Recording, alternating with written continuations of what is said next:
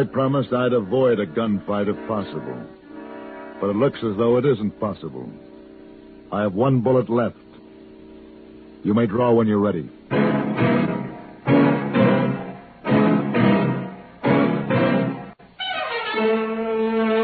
Have Gun, Will Travel. Starring Mr. John Dehner as Paladin.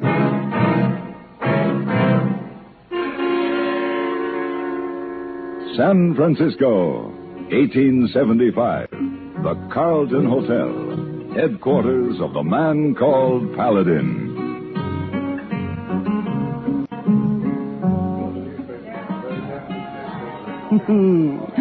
Go on, Mr. Paladin. Well, at 7 o'clock we could have champagne in the lounge. Mm-hmm. At 8 o'clock, dinner at the Peacock, something special. Oh, I'm intrigued, Mr. Paladin. And, then? Coach ride to Barnaby's for crepe Suzette as only Barnaby prepares a crepe Suzette. And after that, a liqueur back here by the fire in the lounge. No. Then... What? No. Oh, hey, boy. Who is this? Me number one for Mr. Paladin. Sorry, Larry. No champagne, no Peacock, no creepy Suzette, no liquors tonight. Wire come. You go. I know. You already packed. Wire? Here.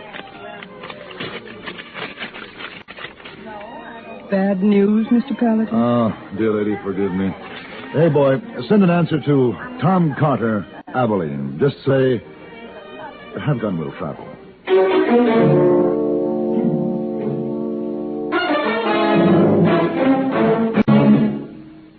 It's no surprise to anybody that the attractive and inexpensive new radios have proved popular.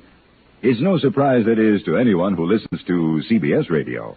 With so much in the way of music, comedy, drama, variety, and news coming your way every day on CBS radio, more than one radio around the house is more than a convenience. It's almost a necessity for anyone who has a daily routine. The man of the house wants to come home to an attractive home and an attractive wife. But household chores in themselves are rarely inspirational. The smart homemaker is one who refuses to let her regular responsibilities get her down. She gets her work done every day, but she gets her entertainment in, too. She has a radio in the kitchen as well as the living room. Chances are she has a portable radio as well to follow her from one task to another around the house. She knows why the inexpensive new radios are so popular. And, what's more, she knows the value of CBS radio, too.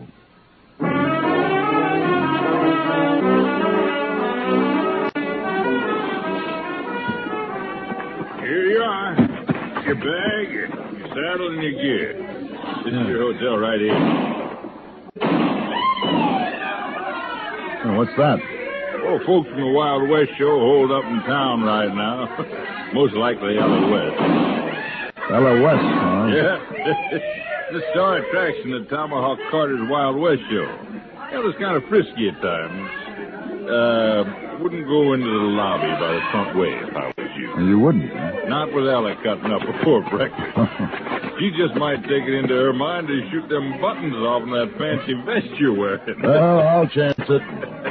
Well, just friendly advice, brother.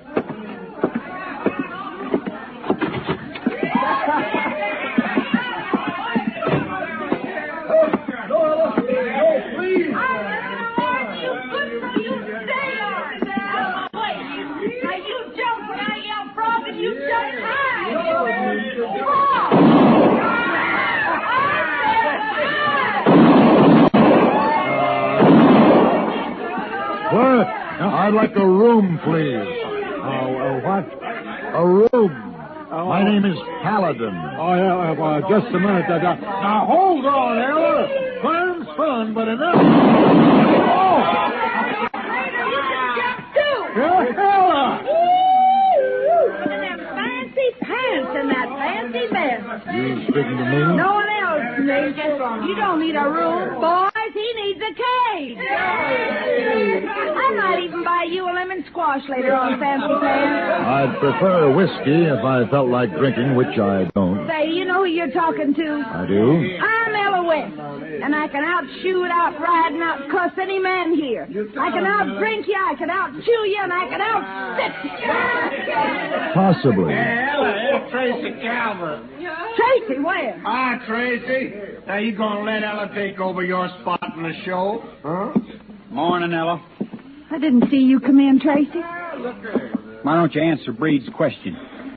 Well, I just might take your spot. For 2 cents, I'd run you out of town, pony boy. Don't cut your price for me, Ella. Why, you... Break it up now, folks. Break it up. Drinks are on Tomahawk Carter. Everybody. I want to talk to you, Ella. You too, Tracy. That squabbling's got to stop. You'll find me in the bar. Come on, Bree. Well, sure thing, Ella. Come on. Yeah, what was it this time, Tracy? The same thing it always is, Mr. Carter. Well, wrap me in buffalo hide, Paladin. Hello, Tom. Hello. Oh, you're a sight in them buds, a real sight. Yes, sir. Tracy, it's Mr. Paladin. He knew me way back when I was making an honest living. Tracy Calvert. I've seen you ride, Mr. Calvert, Laramie, Wyoming, 71, when you took the grand prize. I had a lucky day, Mr. Paladin. We got powwow to make. Well, I'll run along, Mr. Carter. No, you stick here, Tracy. I got bad trouble, and I want you to handle it, Paladin. Save your money, Tom. I never saw a man you couldn't handle. It ain't a man. That little gal I want gentle tonight. Tom, there's one wild thing man will never civilize, woman. And if you mean that one, I'm afraid there'll be no pleasure in failing. That little gal in there happens to be Ella West. 24 years old, she's already more of a name than Calamity Jane, Cimarron Rose, and Belle Star lumped together. I got her in my show, and I got damaged bills to prove it. And I'm going to lose my shirt even before I get my show together if something ain't done. And you'll lose more when you get on the road. There's a million people want to see Ella West, Mr. Paladin. Darling of the frontier, heart of gold, yes, I've seen the write-up. She's fast with a gun, and she can ride like a Comanche. She has to be more than that. Ella West is a legend, Tom, a romantic illusion.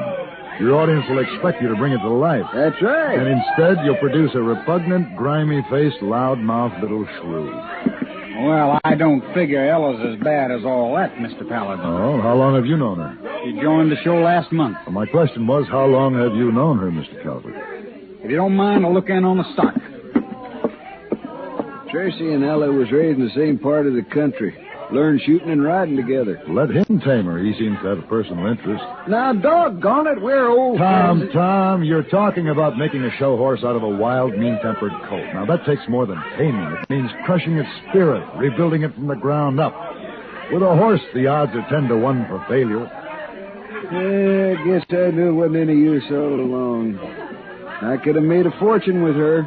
That's why I want 10% of the entire season's gate if I succeed. You ain't changed, have you? I hope that's a compliment. You ain't never stealing to ask what you're worth.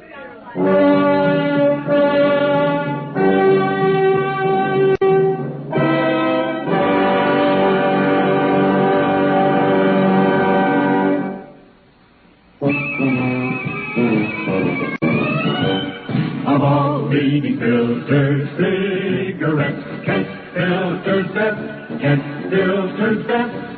It makes good sense when you smoke Kent. Kent filters best.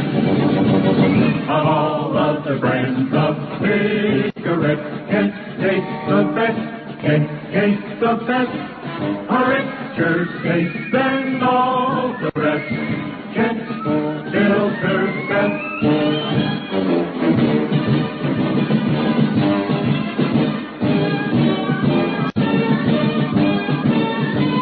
It makes good sense when you smoke Kent.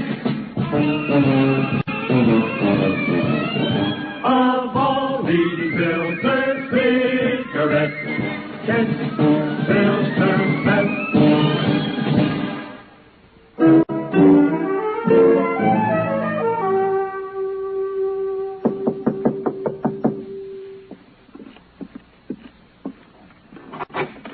What do you want? This here's Mr. Paladin, Ella. Oh, fancy pants. He come here to learn you some things. You ain't gonna learn me nothing. Correct. My function is to teach. You will do the learning. I quit. Fair off, Tom. She just resigned. Wait just a blasted minute here. If anyone gets runned off, it's gonna be him. Go along, Tom. I'll talk to you later. I'll be in the saloon. Now then, sit down, Miss West. Mind if I smoke? No. Go ahead. Try lighting that cigar now, Fancy Pants. That will be 2 deductions from your wages, the cost of the cigar and the bullet damage. You're kind of a cool one, Fancy Pants, but you ain't gonna make no lady out of me. First, you're not worth 2 cents to the show as a lady, and second, that would be impossible in the first place. Why, you... You took my gun. It'll be less noisy that way. Now, sit down, please. Better. Although your audiences will expect you to be somewhat different from the average woman, they will expect certain fundamental manners. The essence of showmanship is to be different without being obnoxious. You're a lily-livered, fancy-talking dude. I'll run you out of town by morning. I believe you made the same ridiculous threat to Tracy Calvert. Him, too. If Tracy said anything to you about me, I'll kill him.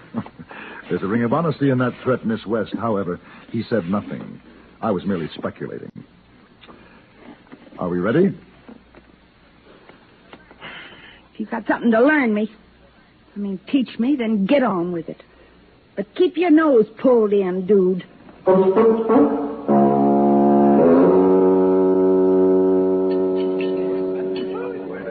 Incorrect. I gotta eat, don't I? You don't reach with a fork and spear a slice of bread. You pick it up with Now, your just hand. a minute. And you never speak with your mouth full. Now, it's one thing to act homespun. It's quite another. Breed! You wearing a gun, dude? It's quite another to create revulsion. I suggest you confine your idiosyncrasies to calling the food victuals and complaining over the I lack of asked you a buffalo question, dude. I heard you. Because if you ain't got a gun, you better get one. I'm going to teach you some manners. Drop it. Ellie, you've been tied to this dude for 2 days now. You like it or something? I'm going along 'cause there's money in it. You know an easier way, Breed? Yeah. All right, Ella. You say the word when you need me. Mr. Breed seems to resent me almost as much as you do. I can handle Breed for you, dude. No need, Miss West. When the time comes, I'll handle him myself.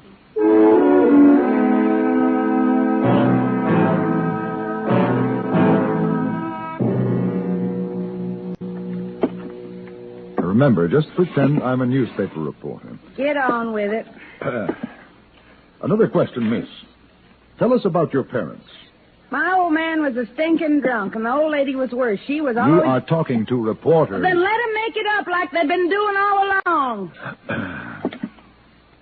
Mention the homestead. Homestead? It was a stinking sow pen. You can ask Tracy Calvert. It was so bad you couldn't believe it. I'm sorry. You wouldn't feel so blasted up if you got rut up like that. You knew Tracy Calvert then? Oh, yeah. I knew him. We was kids then. His daddy had a nice spread of land. You should have seen Tracy's house. All painted inside and out with a fence around it. And Tracy's ma all starched up and nice. She give me a dress once. My old lady traded it for some whiskey. No, Tracy'd have laughed if he'd ever seen me wearing it anyhow. I think I understand. What? About you, Tracy Calvert. Do you? Yeah, maybe you do at that. You're kind of a strange one yourself. I didn't know real men came in fancy pants. Well, what I mean is, we ain't doing so bad, are we? I don't know. He's sort of like you. Everything I wasn't, Tracy was, and everything I didn't have, he did.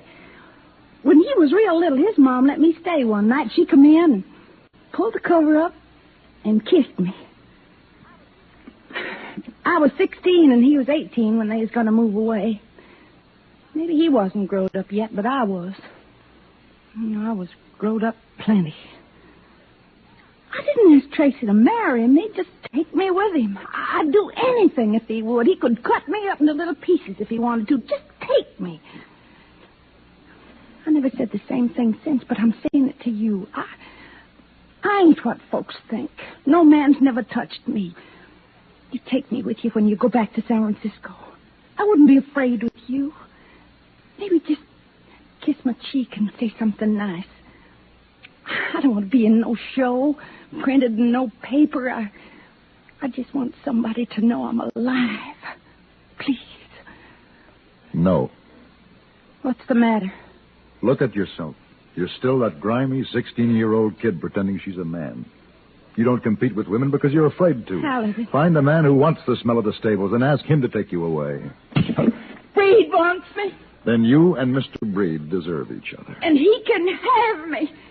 just as soon as he kills you.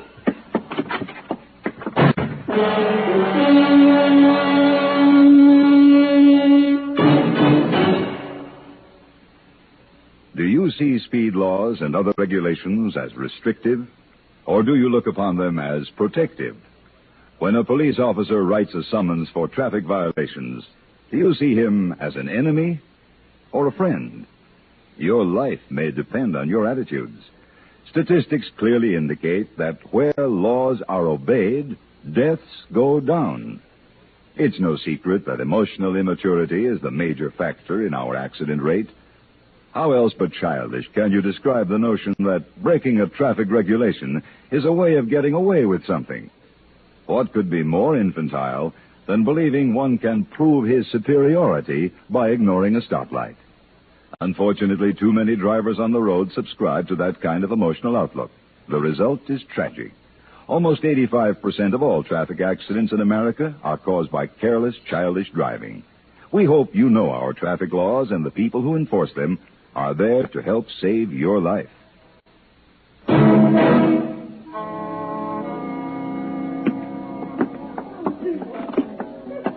He's a nasty one, Mr. Paladin. Come along if you like.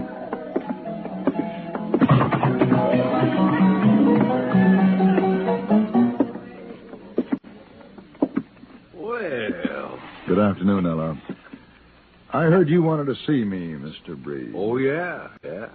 I didn't recognize you first, wearing them big boys' clothes.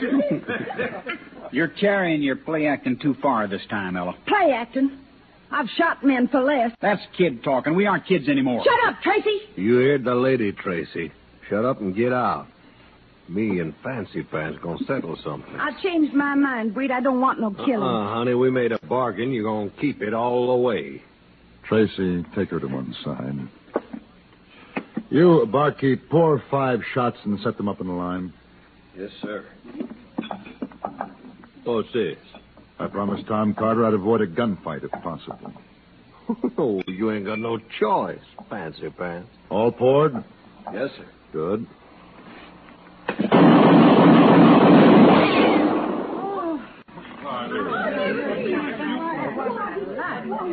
Now then, Mr. Breed, I have 1 bullet left. Please, draw whenever you're ready.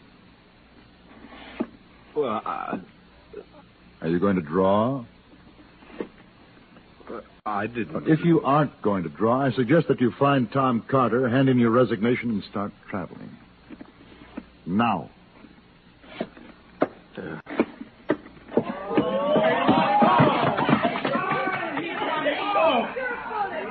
Lessons continue at 7. Miss West in my room. Please be on time.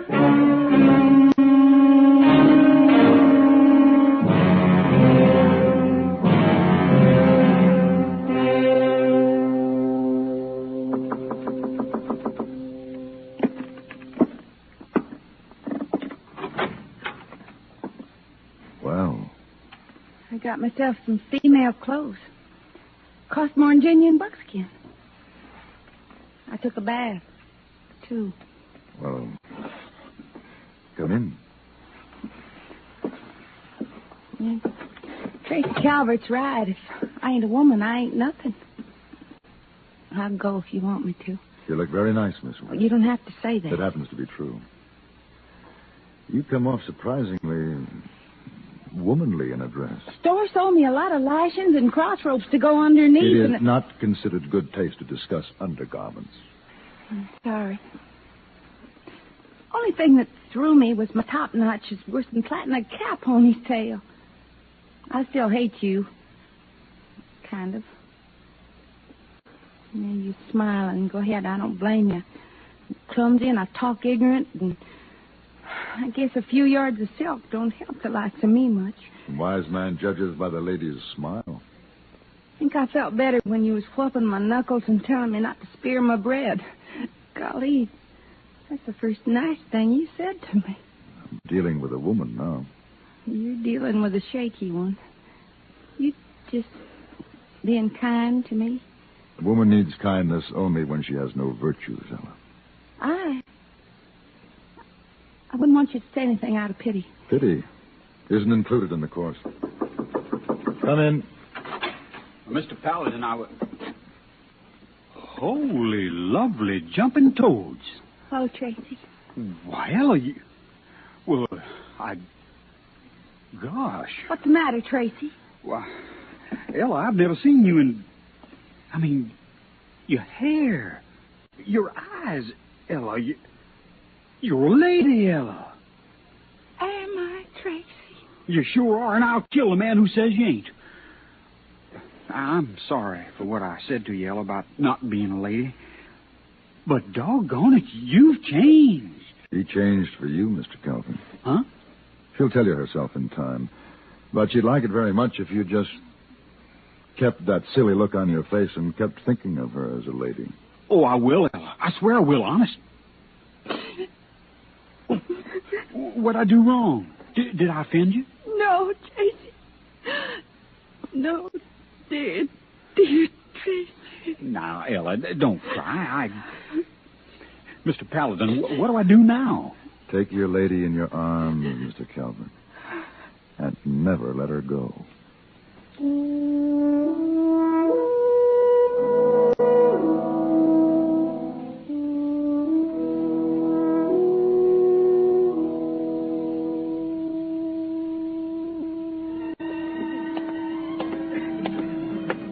How are things in Abilene Town, Mr. Paladin? In Abilene Town, things are going smoothly. And, how are things here in San Francisco? Smoothly. Specifically, the young lady I never dined with, is she still registered here? Oh, yes. Then will you please take her this note and tell her I'm back? I'll do it, but her husband no like. Husband? She get married 2 days ago. Honey. But Spanish dancer registered today. Very nice. Oh, you catch him up for dinner, eh? The Spanish dancer? Oh, boy. Hey, boy, take that note up to the Spanish dancer with my compliments. Same note? Same note.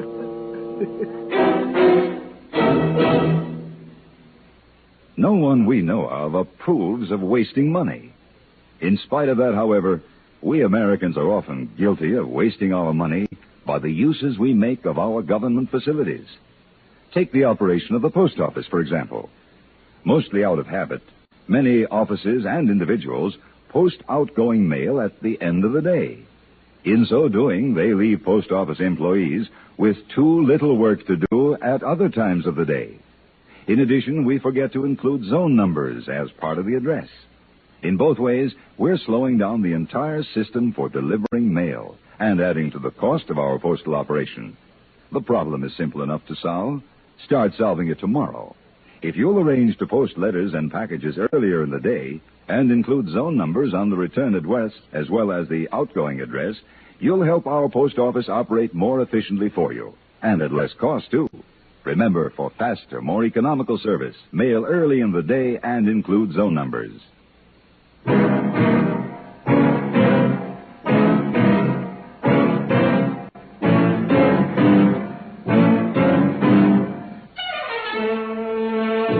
Have Gun, Will Travel.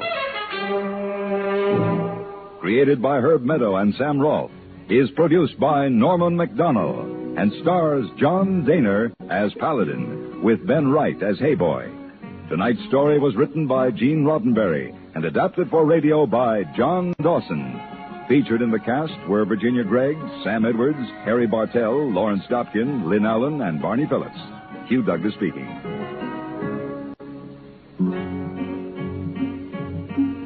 Join us again next week for Have Gun, Will Travel.